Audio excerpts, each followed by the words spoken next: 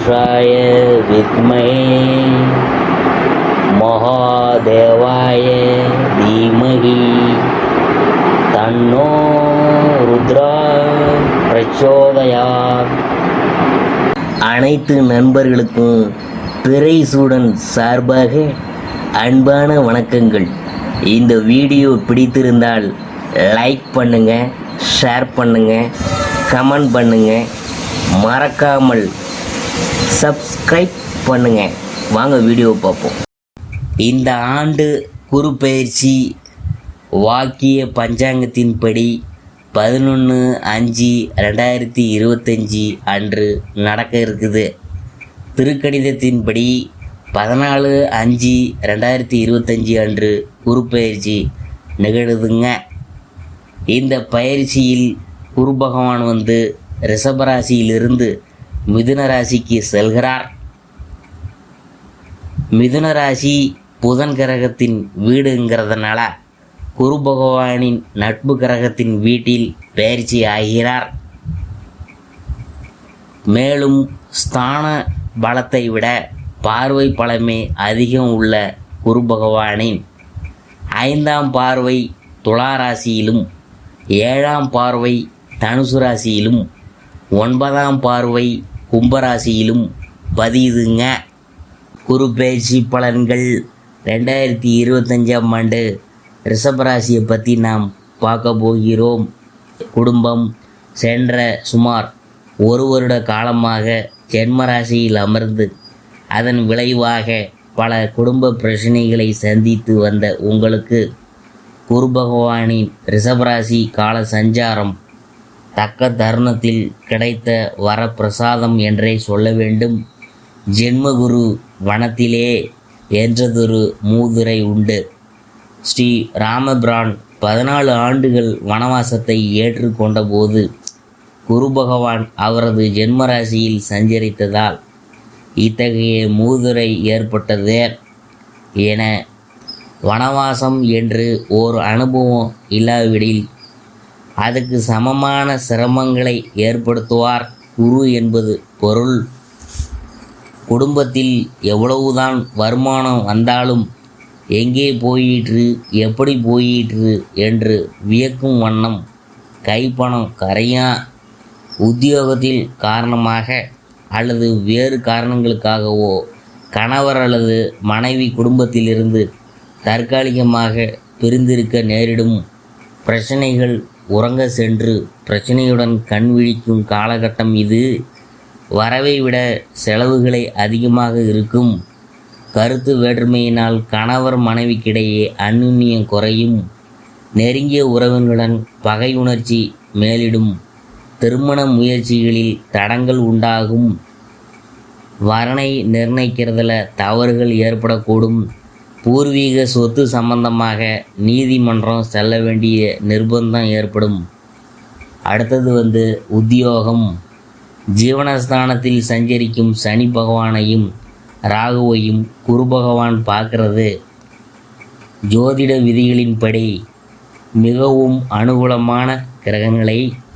குருவின் சுப பார்வைக்கு அளவற்ற சக்தி உள்ளது. பணிச்சுமை அதிகமாக இருப்பினும் நிர்வாகத்தினரின் பாராட்டுதல்களும் பணிகளில் உற்சாகத்தை அளிக்கும். பலருக்கு பதவி உயர்வும் ஊதிய உயர்வும் கிடைக்கும். தற்காலிக பணியாளர்கள் நிரந்தரம் செய்யப்படுவாங்க. வெளிநாடு சென்று சம்பாதிக்க வேண்டும் என்ற ஆர்வம் இருப்பின் இப்போது முயற்சி செய்யலாம். புரட்டாசி மாதம் 22ஆம் தேதி 8/10/2025 அன்று குரு பகவான் கடகராசிக்கு மாறுகிறார். மீண்டும் மார்கழி 6ஆம் தேதி 21/12/2025 மிதுன ராசிக்கு திரும்பி விடுகிறார். குரு பகவானின் சஞ்சார நிலை இந்த வருஷம் முடிவில் குறுகிய காலத்தில் மாறுதல் ஏற்பட்டாலும் அவரது பலன்களில் எந்த மாறுதலும் ஏற்படாது. காரணம், அதிசார வக்ரகதியினால் அவை பாதிக்கப்படுவதில்லை.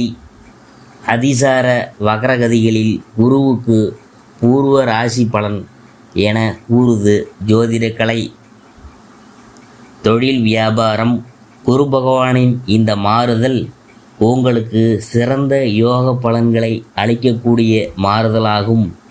ரிஷபராசிக்கு மிதுனம் வாக்கு, தனம், குடும்பம் ஆகியவற்றை குறிக்கும் இடங்களாகும். மிதுனத்தில் அமர்ந்துள்ள குரு பகவான் தனது 9ஆம் பார்வையாக கும்பராசியில் இணைந்துள்ள சனி பகவானையும் ராகுவையும் பார்க்கிறது ராஜயோகத்தை குறிக்கிது என பூர்வ பராச்சாரியம் என்னும் புராதன ஜோதிட நூல் விவரிக்குது. சந்தையில் நல்ல லாபம் கிடைக்கும். புதிய விற்பனை நிலையங்களை திறக்கிறதுக்கு ஏற்ற தருணம் இது. கூட்டாளிகள் ஒத்துழைப்பாங்க. அடுத்தது கலைத்துறையினர். குரு பகவானின் மிதுன கால சஞ்சார காலம் உங்களுக்கு சிறந்த யோக காலம் என்றே கூற வேணும். புது வாய்ப்புகள் உங்களை தேடி வரும். வருமானம் உயரும். மக்களிடையே புகழ் ஓங்கும். தசாபுத்திகள் சுபபலம் பெற்றிருப்பின் வெளிநாட்டு நிகழ்ச்சிகளில் பங்கேற்கும் வாய்ப்பும் அதன் மூலம் நல்ல வருமானமும் கிடைக்கிறதுக்கு சாத்தியக்கூறுகள் உள்ளன. கர்நாடக சங்கீத வித்வான்கள், பரதநாட்டிய கலைஞர்கள் ஆகியோர் புதிய வகுப்புகள் ஆரம்பிக்கிறதுக்கு ஏற்ற தருணம் இது. அடுத்தது அரசியல் துறையினர். மிதுன ராசியில் அமர்ந்து பாக்கியஸ்தானத்தில் அமர்ந்துள்ள சனி பகவான் மற்றும் ராகுவை தன் சுப பார்வையினால் பலப்படுத்துவதால் மேல்மட்ட தலைவர்கள் உங்கள் ஆதரவை நாடி வருவாங்க. கட்சியில் செல்வாக்கும் ஆதரவும் பெருகும். உங்கள் அரசியல் வாழ்க்கையில் பொன்னான தருணம் இது என்பதை குரு பகவான் சுட்டிக்காட்டுகிறார். மாணவ மாணவிகள். மிதுனம் கல்விக்கு அதிபதியான புதனின் ஆட்சி வீடாகும். அங்கு குரு அமர்ந்து சுபபலத்துடன் திகழ்வதால் படிப்பில் ஆர்வம் மிகும். ஆசிரியர்களின் உதவி கிடைக்கும். உயர்கல்விக்கு நிதி உதவி தேடி வரும். உயர்கல்விக்கு உங்கள் விருப்பம் போல இடம் கிடைக்குமுங்க. ஏற்கனவே வெளிநாடுகளில் விசேஷ உயர்கல்வி பயின்று வரும் மாணவ மாணவியருக்கு அவரவர்களின் ப்ராஜெக்டுகளை குறித்த நேரத்தில் முடித்து சமர்ப்பிக்க முடியா. அடுத்தது விவசாயத்துறையினர். குரு பகவானின் மிதுன ராசி சஞ்சார காலம் நல்ல விளைச்சலையும் வருமானத்தையும் பெற்றுத்தரக்கூடிய காலகட்டமாகும். வயலை பார்த்தாலே உங்கள் மனம் குளிரும். அந்த அளவுக்கு பயிர்கள் செழித்து வளரும்.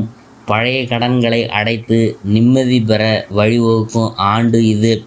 சிலருக்கு புதிய ஆடு மாடுகள் வாங்கும் யோகமும் அமைந்துள்ளதை குரு பகவானின் சுப பார்வை எடுத்துக்காட்டுதுங்க. அடுத்தது பெண்மணிகள். பெண்மணிகளின் நலன்களுக்கு ஆதிபத்தியம் கொண்டுள்ள கிரகங்கள் 2. ஒன்று குரு, மற்றொன்று சுக்கிரன். இவங்களில் குரு பகவான் உங்களுக்கு ஆதரவாக இந்த ஆண்டு முழுவதும் சஞ்சரிக்கிறதுனால மன நிம்மதியும் மகிழ்ச்சியும் அளிக்கக்கூடிய ஆண்டாகும். உங்களுக்கு எண்ணங்கள் யாவும் நிறைவேறும். விவாகத்துக்கு காத்துள்ள கன்னியருக்கு நல்ல வரன் அமையும். வேலைக்கு முயற்சிக்கும் வனிதையருக்கு நல்ல வேலை கிடைக்கும். அறிவுரை: குரு பகவான் கொடுக்கிறத எதிர்காலத்துக்கென்று சிறிது சேமித்து வைத்து கொள்ளுங்க.